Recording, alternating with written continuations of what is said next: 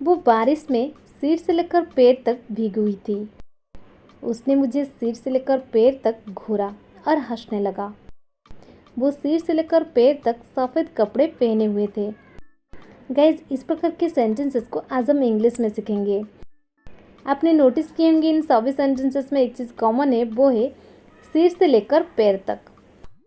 सिर से लेकर पैर तक, इसका मीनिंग क्या होता है? इसका मीनिंग यही होता है ना, ऊपर से लेकर नीचे तक। इसे हम इंग्लिश में कहेंगे from head to toe, from head to toe. चलिए इसका कॉम्प्लीट स्ट्रक्चर देख लेते हैं। पहले आपको लिखना पड़ेगा कॉम्प्लीट सेंटेंस, इसके बाद आपको यूज़ कर देनी है फ्रॉम हेड टू टो, और इसके बाद आपको यूज़ कर देनी है rest part of the sentence.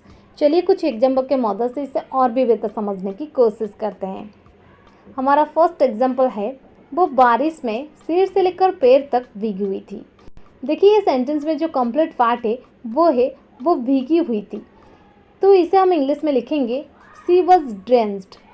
कहाँ से कहाँ तक भीगी हुई थी? From head to toe. और कैसे भीगी हुई थी? इन द रेन। सो हमारा कंप्लीट सेंटेंस हो गया she was drenched from head to toe in the rain.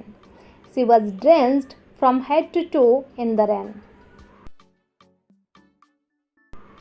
Next example, उसने मुझे सिर से लेकर पैर तक घूरा और हंसने लगा।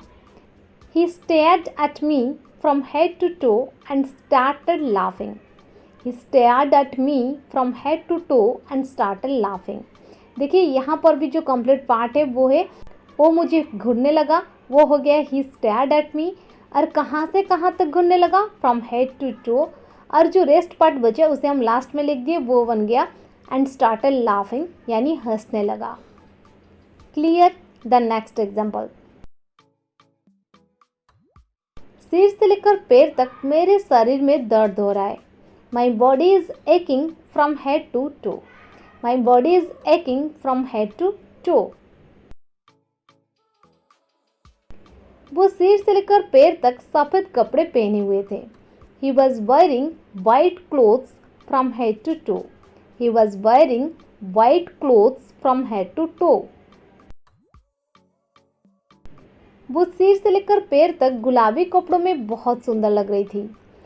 She was looking very beautiful in pink clothes from head to toe. She was looking very beautiful in pink clothes from head to to.